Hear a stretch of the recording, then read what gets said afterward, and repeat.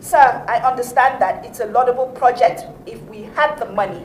But I think that right now, where we are in this country in terms of where the people are, they need more intervention.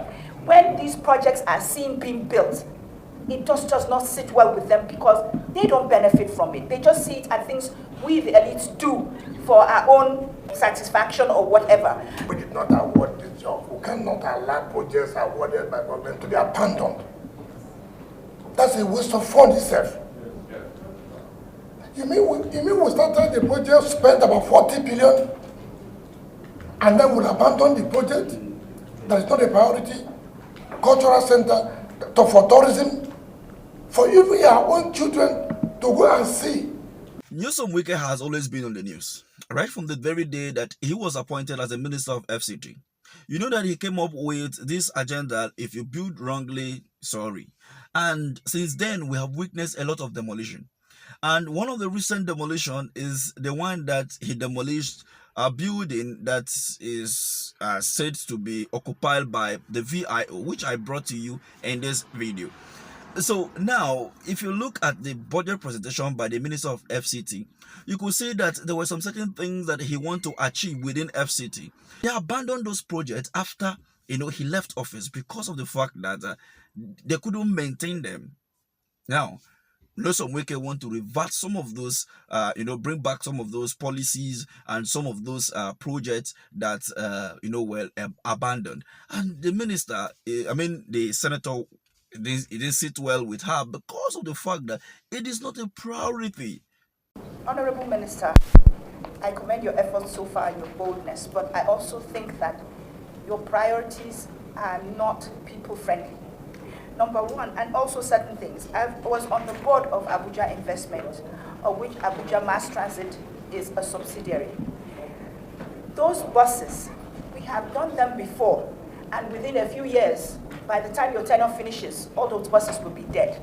In the last 6 years, it was worked on to concession Abuja Mass Transit.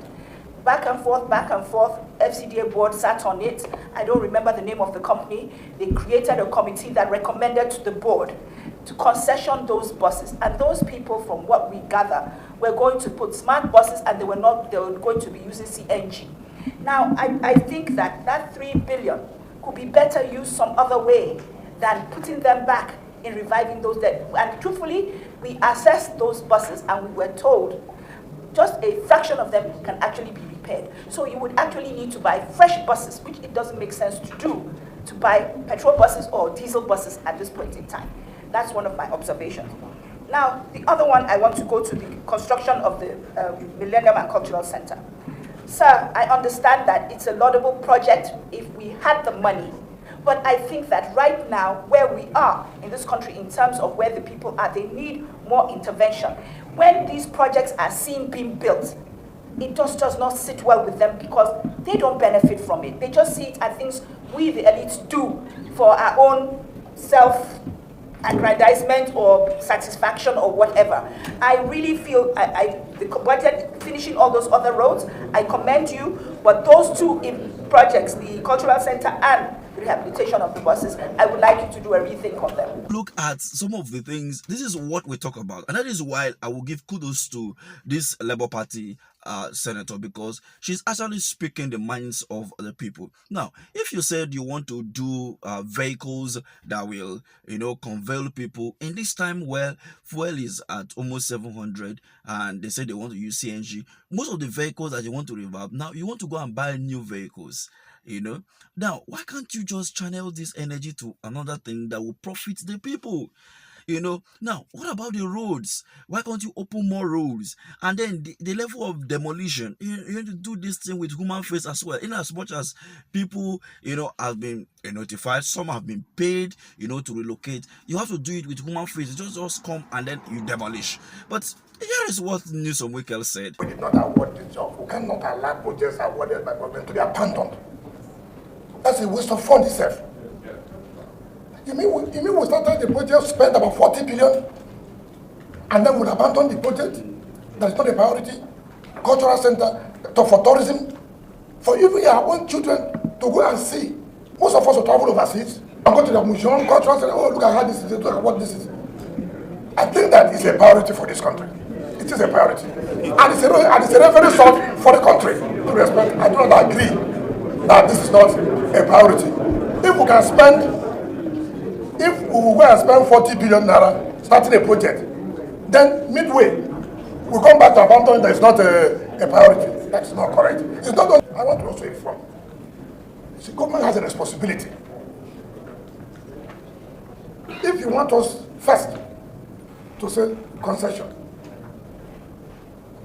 people ask, yes, you can do concession, or you can allow PPP, have an arrangement of PPP.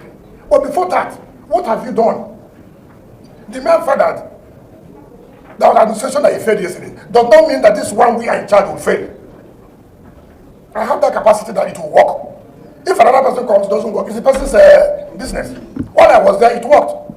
This whole thing that he's not going back, and this is a problem I have with Nyesom Wike and APC as a whole, because to me right now Nyesom Wike is an APC member, but I don't think it's necessary to say that didn't sit well with me. No, the ego in Nyesom Wike is just too much, and this will not help him in his political career.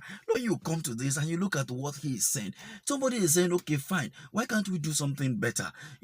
I'm not saying we should not demolish houses that are marked for demolition. I'm not saying that we should not do vehicles that will convey people to work, but we should look at it and look at other priorities and look at how we can work with them. But this call for deliberation. Okay, I've heard your point, we'll look into it, and spending so much money to acquire vehicles to convey people to work and all of that, how do you sustain it? That is the problem. What is the sustainability of this policy or this project? You are talking about project that was approved, paid for 40 years ago, 40 billions of naira, and then you should just abandon it there. No. Now, if you go back and then you revamp this particular project, and what is the sustainability of that same project? Is it sustainable? That's what you have to look at. Sometimes you have to cut your losses, and that is what the Labour Party senator representing FCT is talking about. You cut your losses sometimes and say, okay, fine, if this is the case, let's look at this vehicle. Can we sell some as scraps? The one that are good, can we repel, and then can we list them out? And then what do we do next? Can we now pump this money into another sector and see how we can revamp FCT? If you open more rules in FCT and then the rail construction, around the city, then you reduce the cost of transportation to people. But that is not in their mindset. When you buy those new vehicles, you do all those things, you have some little egunje. Anyway, what do you think about this video? Please do it to share this video, hit the like button, and make your positive comment. Thank you for always staying with us.